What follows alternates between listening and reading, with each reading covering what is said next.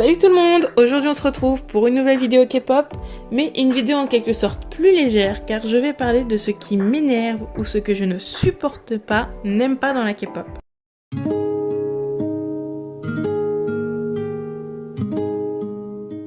Nous aimons tous ce monde, mais je pense qu'il y a des choses que nous n'aimons pas et que nous voudrions voir changer.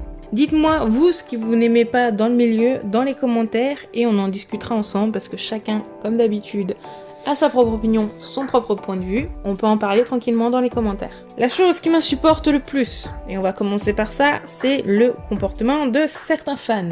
Alors, j'en ai déjà parlé plus profondément dans une vidéo que je vous mets dans le petit comportement, qu'on parle du fait de la curiosité morbide chez certains fans, mais je pourrais en faire une seconde vidéo tellement il y a de choses à dire venant du comportement des fans. Et autant dire que certaines choses m'énervent plus que d'autres. La première chose qui me vient, c'est les commentaires méchants, voire des fois violents, pour la prononciation d'un mot ou d'un groupe. Donc là, je parle plus particulièrement en fait de nous, youtubeurs K-pop, et que ce soit français ou dans d'autres langues, mais plus particulièrement nous français, parce que tout simplement on a le réflexe, je pense, et moi je l'ai, vous pouvez aller voir dans certaines de mes vidéos, de mettre en français certains groupes. Je pense que sans vous le dire là, celui-là qui fait ding ding ding dans votre tête, c'est BTS. Je pense que si vous reprenez mes vidéos, combien de fois j'ai dû dire BTS, parce que en plus nous on a un diplôme qui s'appelle comme ça, donc le BTS.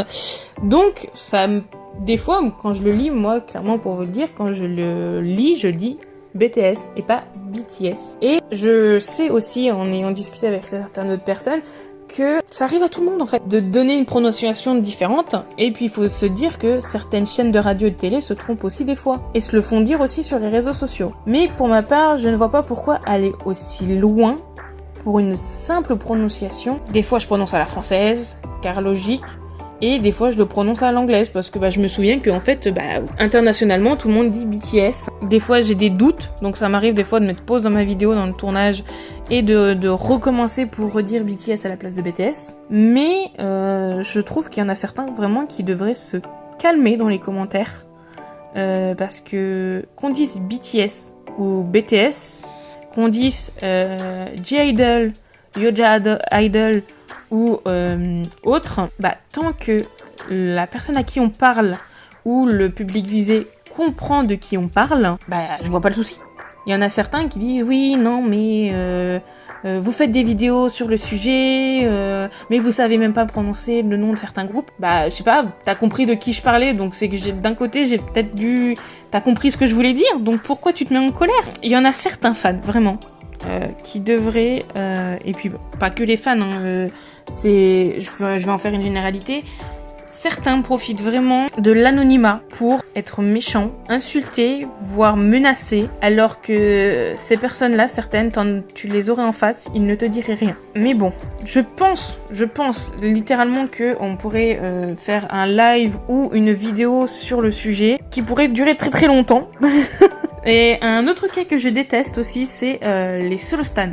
Mais alors attention, je ne les mets pas tous dans le même panier. Je parle vraiment de ceux qui sont extrêmes. Parce qu'il y a des personnes qui, par exemple, dans un groupe, n'aiment qu'une personne, mais vous restez correct. Mais moi, je parle des solostans extrêmes qui aiment une personne et vont dénigrer toutes les autres. Des fois, c'est même des notions, des envois de messages amenant à se suicider ou autres, leur disant qu'ils méritent de mourir. Pourquoi tout simplement parce que en plus, je sais pas si c'est dans un groupe, c'est que, la personne pour qui tu es le solo stan, ces autres personnes que tu menaces, c'est censé être ses amis, ses collègues de travail. Donc pourquoi faire ce genre de choses? Je trouve que ces personnes-là ne devraient même pas être qualifiées de fans, car on ne peut pas se dire fan de personne si on souhaite la mort des membres de son groupe. Et puis tout simplement, vous êtes qui, ce genre de personne, pour vous trouver légitime ou pas de laisser la vie à quelqu'un? Je peux vraiment pas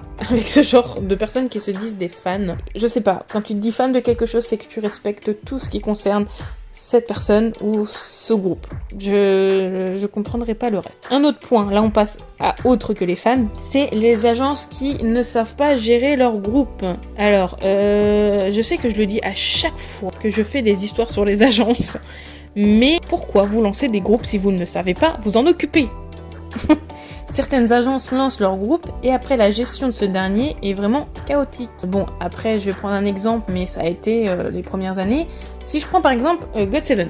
GOT7 c'est un groupe qui a bien fonctionné, qui était très bien géré, qui avait 2 voire 3 comebacks par an. Et à partir du moment où d'autres groupes sont arrivés, que les GOT7 se sont mis à moins fonctionner, ça a été la débandade. On s'est retrouvé avec des comebacks annoncés du jour au lendemain, des MV qui sortaient, on avait très peu d'informations dessus, et des fois ça arrivait vraiment sur la fin de GOT7 qu'on n'avait même pas un comeback par an. Je le répète à chaque fois que je parle de la JYP, mais JYP a vraiment un gros problème par rapport à la gestion de ses groupes, puisque les groupes qui fonctionnent, il va les faire comeback je sais pas combien de fois dans l'année, quitte à les fatiguer, à les épuiser, et les autres groupes qui n'attendent que des comebacks, ils attendent tout simplement. Encore le cas de la JYP, si on regarde le cas d'ITZY, ITZY est un groupe qui a très bien fonctionné au début, et dernièrement, il y a eu une petite baisse d'intérêt pour ITZY par rapport aux sorties des musiques, tout ça. D'ailleurs, allez écouter leur dernière musique, elle est incroyable. Elle est très entraînante. Mais donc les ITZY, à partir du moment où il y a une petite baisse de popularité, on leur a donné moins de comeback, moins de visibilité, on avait moins d'informations. Donc voilà, les JYP, pareil. On a aussi le cas de la YG avec les Blackpink. À quel moment mettre à peine un album par an est une bonne gestion du groupe? Vraiment, on a l'impression que la YG, à un moment, ils se sont dit oh, on va lancer un nouveau groupe, les Blackpink, elles se débrouillent, quoi. Elles se débrouillent et puis elles auront à peine un comeback par an aussi, donc il y a tellement de groupes et d'agences dans ce cas-là, que ce soit des grandes ou des petites agences. Je vais même pas citer la Cube en fait, parce que la Cube c'est l'exemple même du fait que on lance notre groupe, même si la musique fonctionne, genre c'est un carton, après c'est n'importe quoi, c'est le chaos. Les comebacks, on a l'impression que la personne qui gère, ou l'équipe qui gère tout ça, ils sont où vos diplômes? Ensuite, passons à la question des couples. Je me suis énervée dans la vidéo du mois dernier, de la semaine dernière. Mais peu importe la génération de K-pop que nous avons suivie, on a tous eu affaire à des rumeurs ou des scandales de couple. Et je ne comprends pas pourquoi on en fait toujours toute une histoire. Encore quand les agences s'en inquiètent par rapport à la qualité du travail ou de la peut-être mauvaise image de l'idole est une chose. Car c'est leur travail, c'est la personne qui leur fait gagner de l'argent. Donc c'est normal, même si je pense sincèrement que le fait d'être en couple ne change rien à la qualité du travail. Mais ce qui m'énerve un peu plus, c'est toutes les histoires que les fans font autour des couples. Par exemple, quand il y a eu la grosse rumeur autour de couple de Jennie et V.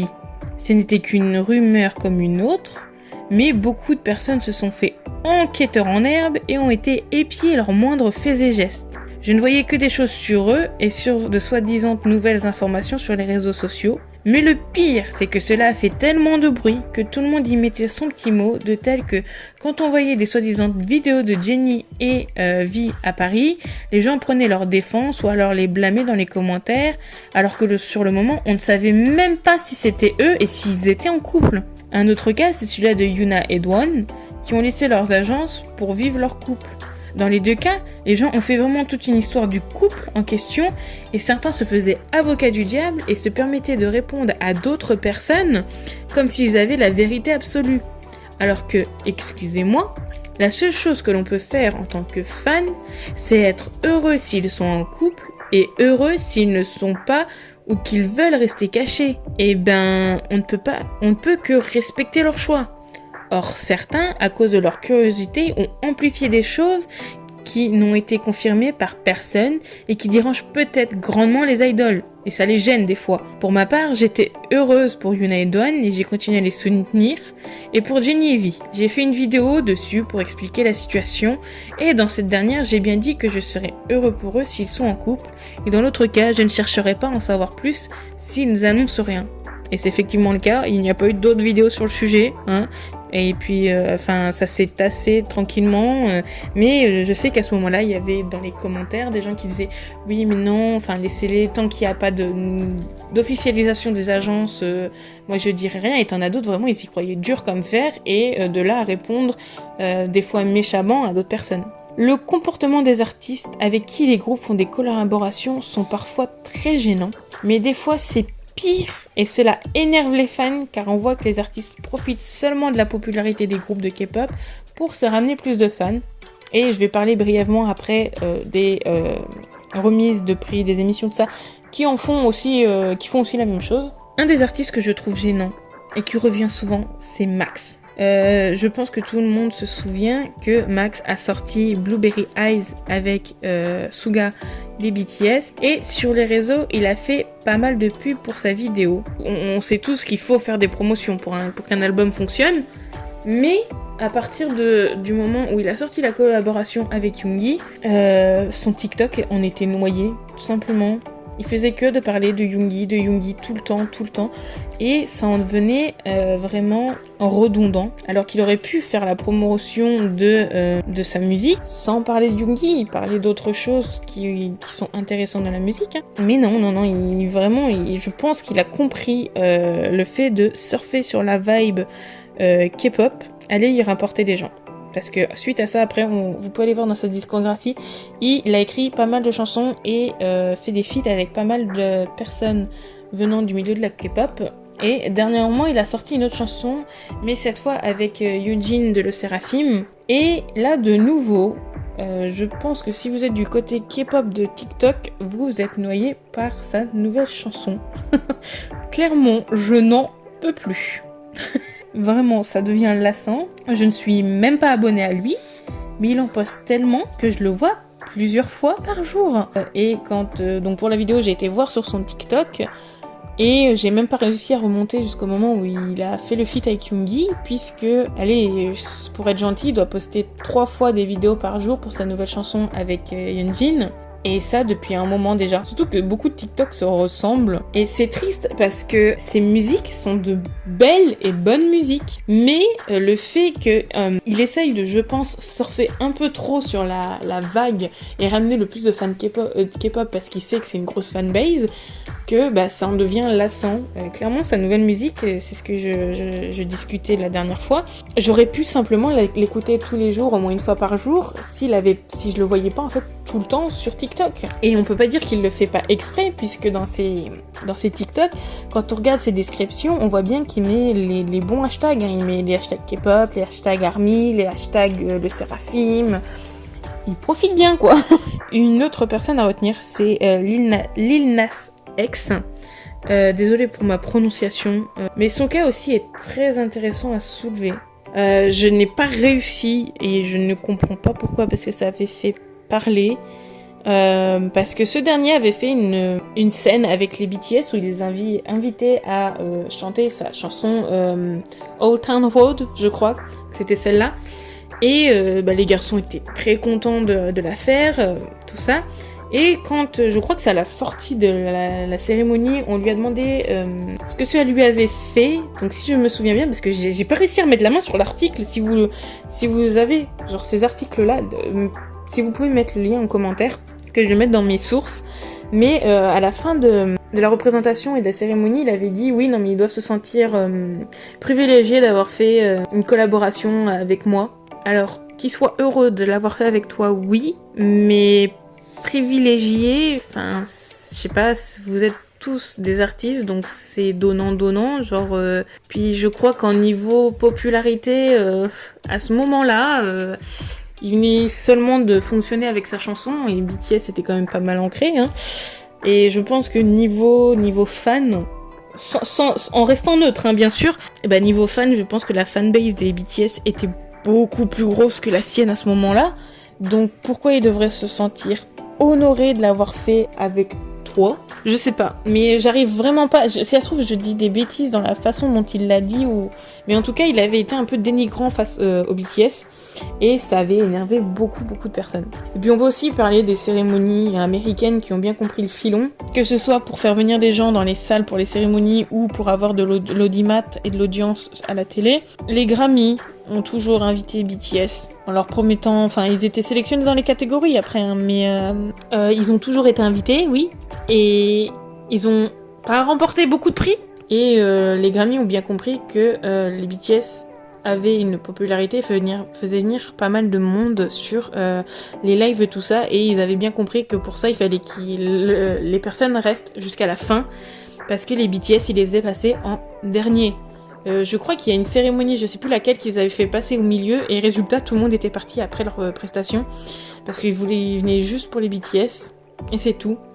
Et on peut voir, il n'y a pas que les Grammy qui ont fait ça, il y a beaucoup d'autres cérémonies qui les invitent en tant qu'invités, des fois même sans avoir de récompense à récupérer, pour faire venir de l'audimat. Et ça, ils en profitent, les émissions ne s'en cachent même plus en fait. Et dernière chose qu'on va aborder, c'est la norme de physique coréenne. Et on sait tous que la Corée a son physique typiquement coréen, et que pour les idoles, il faut qu'ils soient dans cette norme-là, sinon, soit ils vont se recevoir des commentaires haineux, ou soit, ils vont être moins populaires que les autres. Le physique est quelque chose de primordial en Corée, c'est dans leurs mœurs, là-bas, la chirurgie esthétique, il n'y a pas de souci, tout ça. Or, on sait que certaines idoles ne sont pas le physique voulu, comme Wassa, qui se fait critiquer sur son physique, et je trouve ça horrible de juger sur le physique de quelqu'un, de repousser des personnes pour ça alors qu'elles sont bourrées de talent. Clairement, quand on regarde Wassa, quelqu'un peut me dire qu'elle est pas belle? Elle est incroyablement belle, bordel. D'ailleurs, Wassa, elle en a joué là-dessus, elle en rigole, elle en a fait son propre type, elle a créé son propre type, ne fait pas faire partie des catégories de physique coréenne, mais d'être quand même très très connue, et elle est magnifique. Clairement, Wassa est magnifique. Elle s'est créé son propre style vestimentaire, dans ses chansons maintenant, elle en a rien à faire, et elle reste comme elle est, et elle a totalement raison. Enfin, voilà la fin de cette vidéo. Comme les vidéos un peu avis, chacun a sa propre opinion et vous pouvez ne pas être d'accord et avoir des points de vue différents, mais c'est vraiment les choses principales qui m'énervent ou que je ne supporte pas dans la K-pop. Vous pouvez en avoir d'autres, dites-les moi en commentaire, si ça se trouve c'est des choses que je pense aussi et je les ai oubliées. Vous pouvez ne pas être d'accord avec ce que je dis aussi et m'expliquer pourquoi vous pensez autrement. Dans tous les cas, je vous souhaite une bonne journée, une bonne soirée en fonction de l'heure à laquelle vous regardez cette vidéo, et surtout, prenez soin de vous.